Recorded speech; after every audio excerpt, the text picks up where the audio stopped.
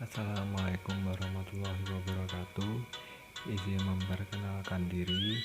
Nama saya Aldi Kurniawan, NPM 19141016. Saya dari jurusan Kehutanan Fakultas Pertanian Universitas Lampung. Di sini saya akan mempresentasikan jurnal tentang analisis kondisi hidrologi terhadap perkembangan wilayah perkotaan studi kasus Das Kalibelik Yogyakarta. Penulis jurnal itu sendiri ada 3. Yang pertama Slamet Suprayogi, yang kedua Hendy Faturrahman, dan yang ketiga M. Widyastuti.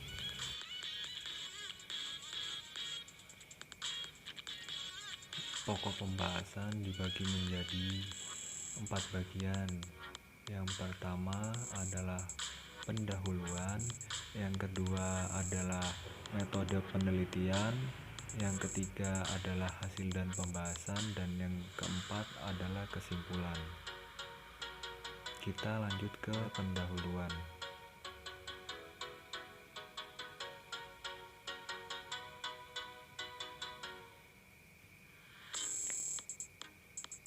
Nah, di pendahuluan itu sendiri ada hal ini akan memicu alih fungsi lahan yang semula merupakan lahan non-pemukiman, baik lahan produktif maupun konservatif, beralih fungsi menjadi lahan pemukiman.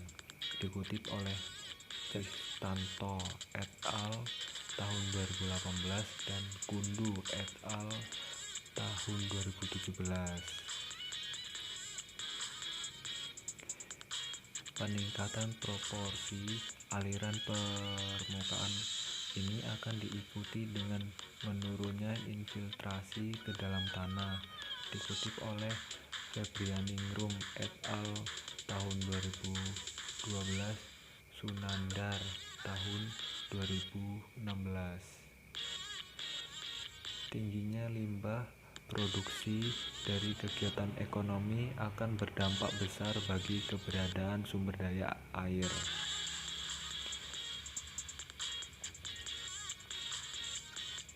Untuk yang selanjutnya yaitu tujuan penelitian. Tujuan penelitian tersebut dibagi menjadi 3. Yang pertama yaitu mengevaluasi perubahan penggunaan lahan dari tahun 2013 sampai 2012 dan pengaruhnya terhadap debit puncak dan volume limpasan air beli. Yang ketiga, kenali arah aliran utama air tanah flowet di Das Beli. Yang ketiga, menganalisis karakter dan kualitas air tanah di Das Beli. Untuk yang selanjutnya, metode penelitian. Nah, metode penelitian tersebut itu ada waktu dan lokasi penelitian. Penelitian ini dilaksanakan dalam kurun waktu kurang lebih 10 tahun mulai dari tahun 2003 sampai dengan tahun 2012.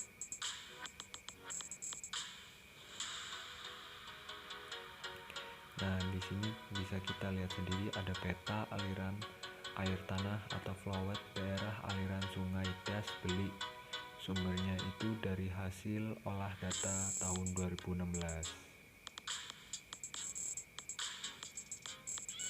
Yang selanjutnya metode penelitian. Metode penelitian dibagi menjadi 3. Yang pertama, menghitung debit maksimum dan volume aliran, membuat konstruksi flowen, pengambilan sampel kualitas air.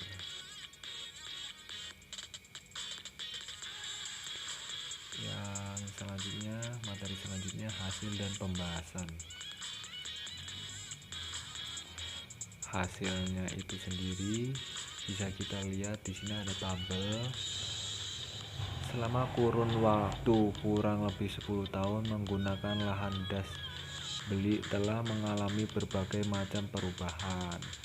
Ini ya bisa kita lihat sendiri. dari tahun 2003 sampai tahun 2012. Perubahannya itu bisa kalian baca sendiri atau lihat sendiri. Arah aliran air tanah.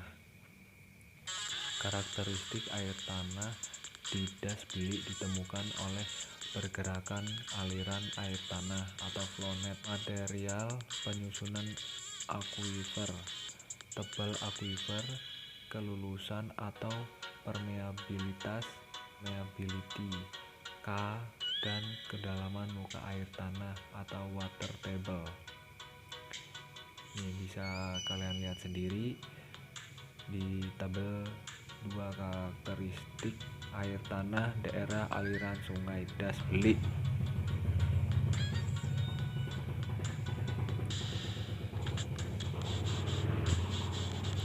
Yang selanjutnya yaitu potensi sumber daya air tanah di das bilik juga dapat dikaji melalui perhitungan debit air tanah.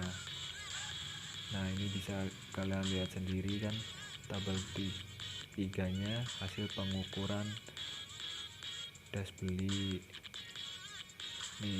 Ini untuk yang tabel titik 4-nya perhitungan debit air daerah aliran sungai das bilik. Oke, yang selanjutnya analisis kondisi hidrologi terhadap perkembangan wilayah perkotaan, studi kasus das kali bilik. Nah, ini hasil uji kualitas air daerah aliran sungai das bilik ya. Oke, yang berikutnya yaitu pembahasan.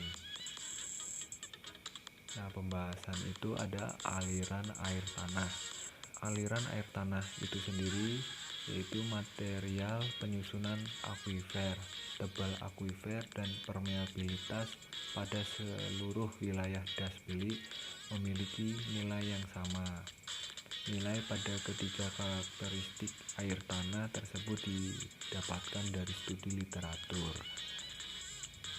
Yang kedua, kualitas air tanah das bilik, yaitu sumber utama pencemaran air tanah dapat dibedakan ke dalam 2 kategori utama, yaitu pencemaran yang terjadi secara alami dan pencemaran yang terjadi secara artifikal bersumber dari manusia.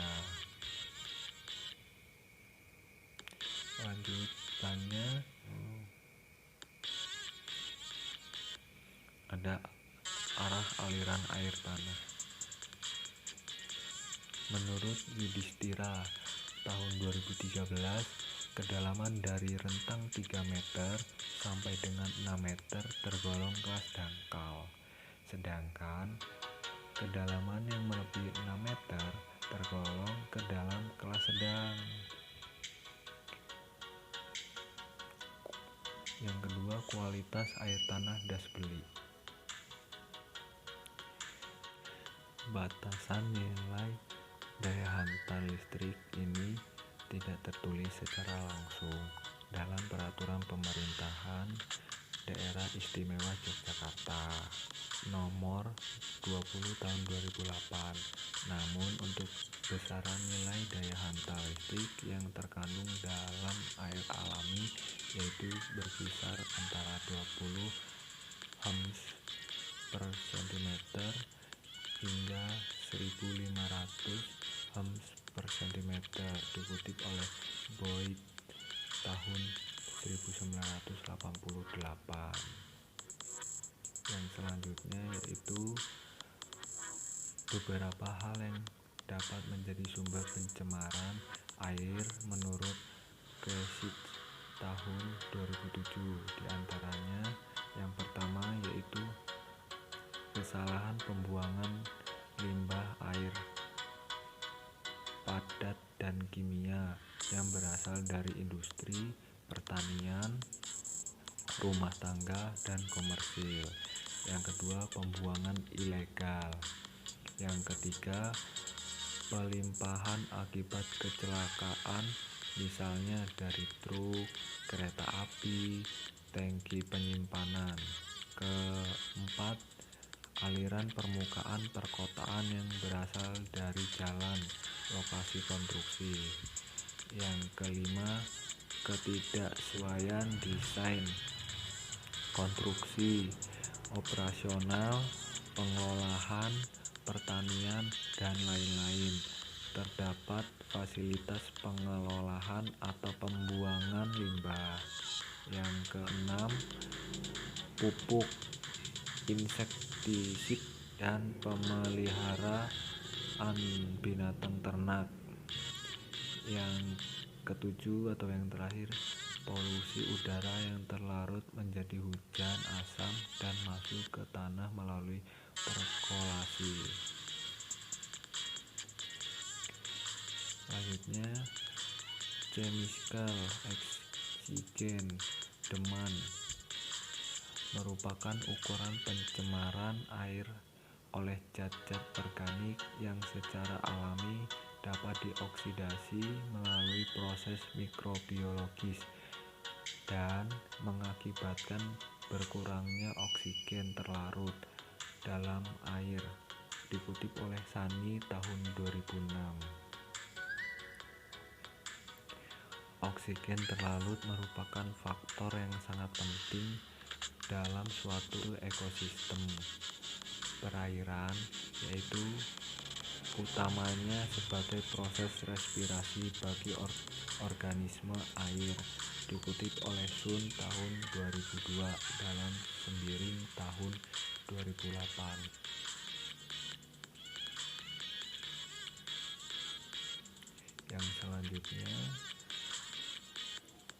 faktor yang mempengaruhi oksigen terlarut yaitu kecepatan difusi oksigen yang dipengaruhi oleh kekeruhan, suhu, salinitas, dan pergerakan massa udara, dikutip oleh Salmin tahun 2005. Unsur fosfor dalam perairan banyak ditemukan dalam bentuk senyawa anorganik yang terlarut dan senyawa organik berupa partikulat, dikutip oleh Dugan tahun 1972 dalam Darmanto tahun 2014. Selanjutnya,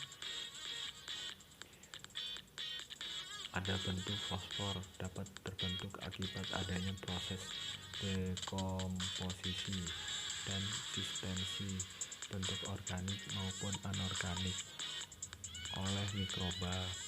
Sumber fosfor yang paling banyak yaitu berasal dari limbah industri, limbah domestik, dan limbah pertanian, dikutip oleh Darmanto tahun 2014. Yang selanjutnya yaitu nitrat nitrogen, sangat mudah larut dalam air dan bersifat stabil. Senyawa ini terbentuk oleh proses oksidasi sempurna senyawa nitrogen dalam air, dikutip oleh Effendi tahun 2004. Yang selanjutnya yaitu penutup atau yang terakhir ya. Nah, di dalam penutup ada kesimpulan. Nah, kesimpulan itu dibagi menjadi 3 bagian. Yang pertama, perubahan penggunaan lahan tersebut antara lain pengurangan lahan bervegetasi dan peningkatan lahan terbangun.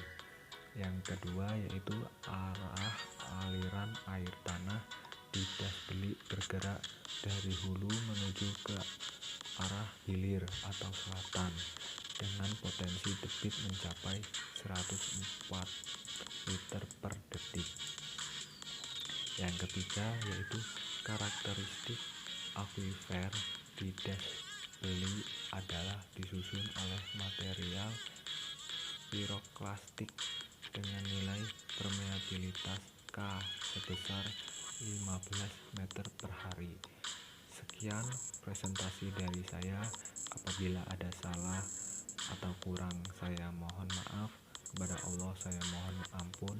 Wabillahi taufiq wal hidayah. Wassalamualaikum warahmatullahi wabarakatuh.